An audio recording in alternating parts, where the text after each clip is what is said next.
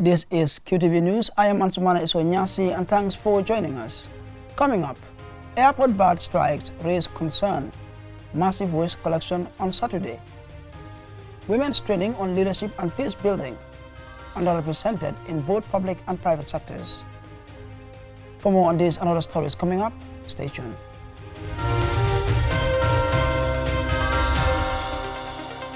Presidential advisor Mike Fati said the government of the Gambia has devised measures to address the issue of bird strikes at the Banjul International Airport. He was speaking during a press conference at the State House in Banjul. Alusise reports.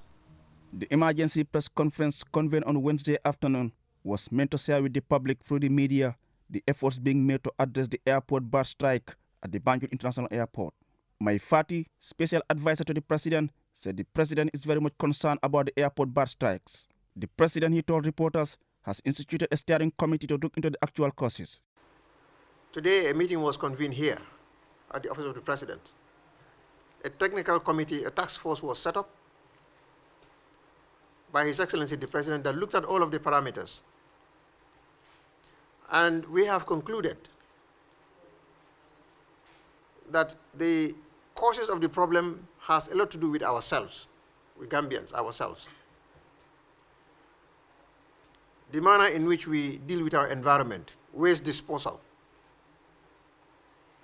All these are elements that are attracting birds and other ruminants that affect the smooth operation of our airport. He called for residents around the airport to join a massive clearing exercise of waste on Saturday to make the airport and its surroundings safe. He urged people to be responsible in their waste management. On Saturday, the task force is going to spring into action to ensure that all the circumstances that are attracting birds and other ruminants that could pose threat to flight would be neutralized. There's going to be massive environmental cleaning, and we want the communities themselves to come out and support.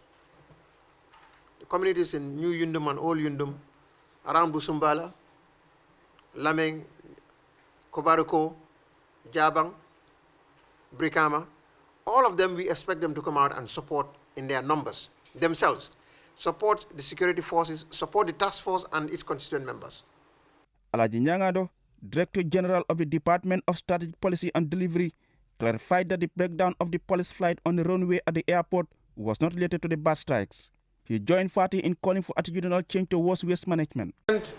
Flight breakdown at the airport as we speak has nothing to do with bird strikes. That's an engine problem and they are working on it. The airport, you are right, we are reliably informed that the airport is closed for 48 hours, but that has nothing to do with the bird strikes. But what that can tell you is, if the bird strikes happen, that's exactly what is going to happen. So in a coincidence, we can all feel that if we do not do something to stop the bird strikes, this is exactly what is going to happen. May God forbid, if it causes an accident, the airport will be closed. For a country with only one airport, Gambia cannot afford to have its airport besieged by safety concern, as it will cause huge economic loss to the country. Reporting for QTV News, I am Alusise. Nearly 40 women are taking part in a two-day leadership and peace-building training. The theme for the training is increasing women's participation in decision-making processes and in conflict prevention. Maulu Gajaga has more details. Despite these strides, their representation in leadership positions in both the public and private sectors is scandalously inadequate. With a mere 13% representation in the National Assembly, a lot more needs to be done if we are to achieve the 30% quota of women representation in public institutions, advocated by gender equality groups. These realities engendered West African Network of Peace Building WANEP to collaborate with the United Nations Population Fund UNFPA and organized a training for women drawn from various sectors to build their capacity in leadership. The Minister of Women's Affairs, Fatou Kinte, says women have no reason not to take up leadership positions. I think the problem is us ourselves. When a woman stands up and wants to contest elections of whatever position, people ask many questions. So we'll ask, is she married? Is that important? When Yahya Jammeh and his colleagues took over this country, none of them were married. And nobody asked the question, were they married? And for a woman, people start investigating. Even those bad things that you've never done, they start giving you names. In gender terms, we refer to it as Amisilla and Ndenjai knows, the PhD syndrome, the Pull-Down syndrome. And it is us, the women, who will lead it. It's high time we stop doing that. Let us know that it's only a woman who can solve a woman's problem. As the saying goes, who feels it knows it. Salaman Jai, Network Coordinator, OneUp Gambia, calls for more women empowerment in order to breach the gender gap.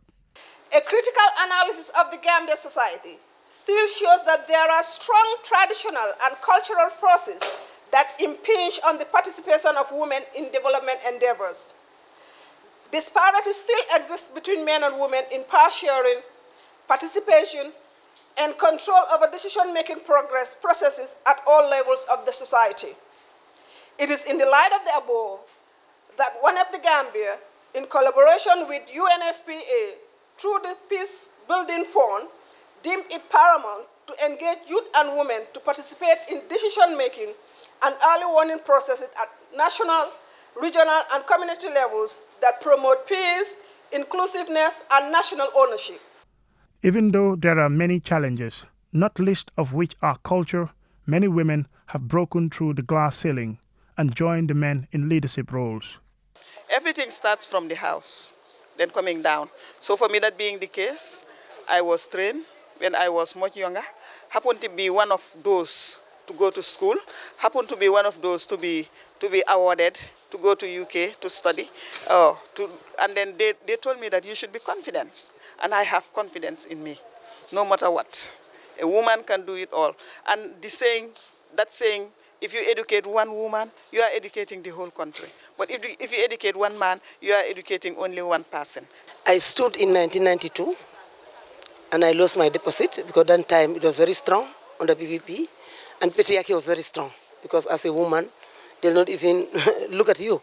But because I believe in myself, I have the esteem, I decided to break the glass ceiling because it's very tough when you are in the opposition. Our sisters in the ruling party, they are easier to be elected than us. If their party support them, then they can come. But for us, it's the opposition. Men find it tough, much more a woman. I'm very inspired.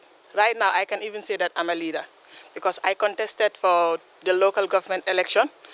I did not win, but I'm not a loser. Kotu Manjai ward for the councillor's election. I do lose, but I still have the hope that I'm not a loser because I'm a female candidate and I tried my level best, but I did not win. But I'm still having the hope and the courage that I will make it next election. And I'm not still giving up because I have the inspiration of a leader and I have the qualities of a leader. And I feel like all women can lead. With the energy in women, I think they will make better leaders than men. Let's give women the opportunity to man the highest office in the country. I haven't seen a better leadership in men, even at the presidential level. Since the First Republic to date, we've been cheering men on all the time, but it's time for us to take the leadership positions. In a country where most men think they should be the decision makers, bridging the gender gap in leadership remains a dream. Mamudu Gajaga, QTV News.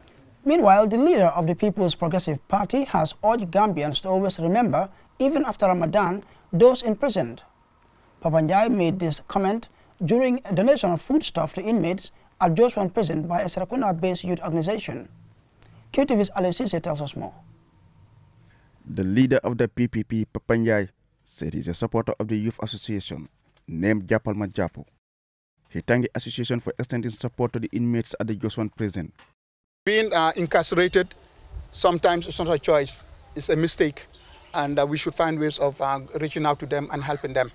And on that note, I just want to thank everybody for their good gesture and to say that let's continue to do more. And it should not stop only at during the Ramadan. We should continue these such initiatives.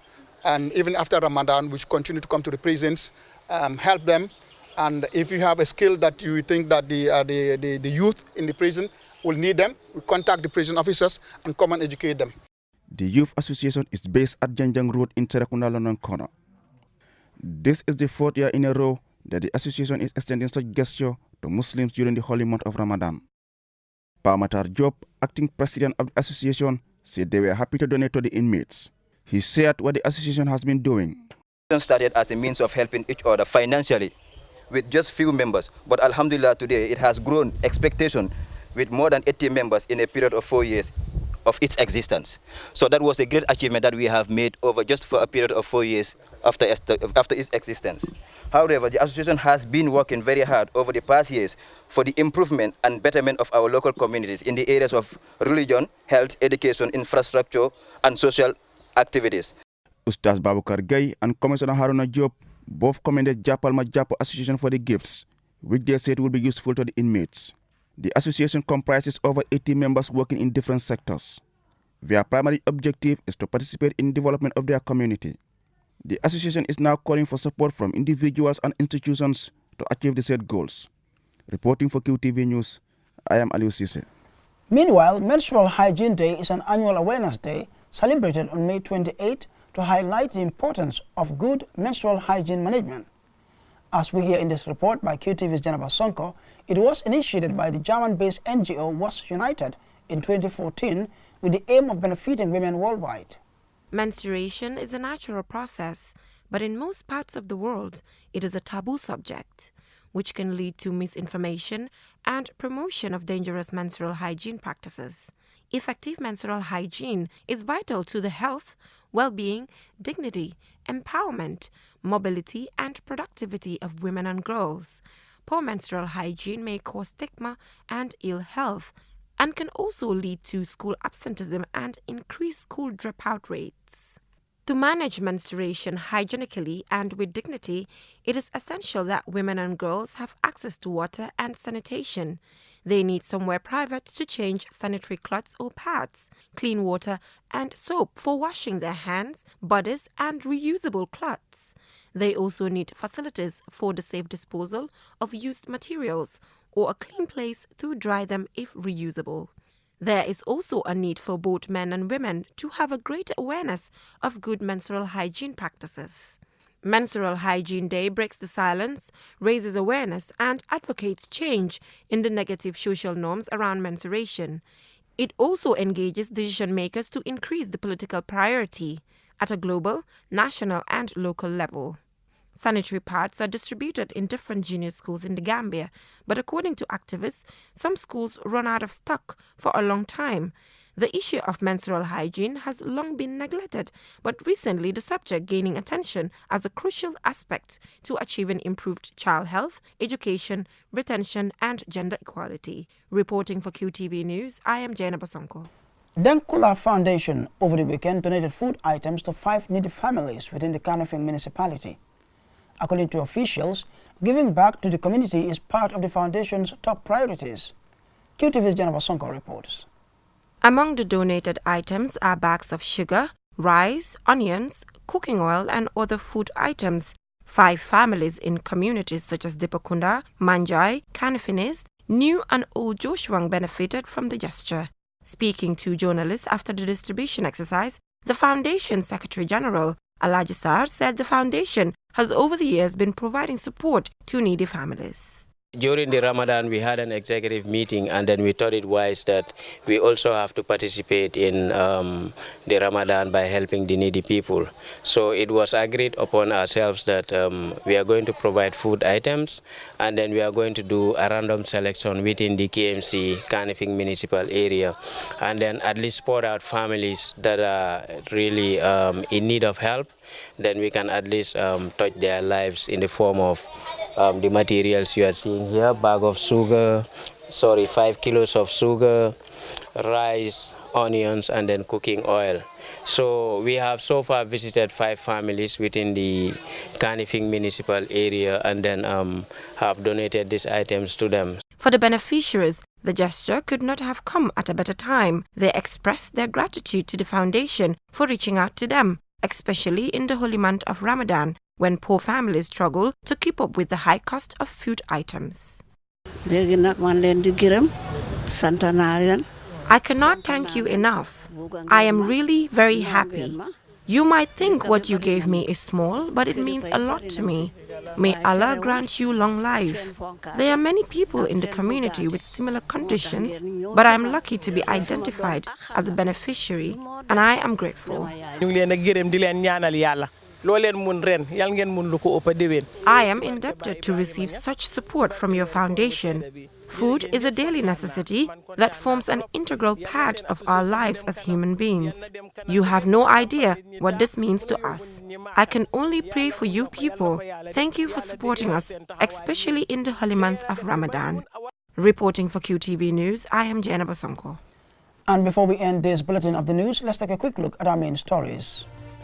Presidential advisor Mai Fatty said the government of the Gambia has devised measures to address the issue of bird strikes at the Banjul International Airport.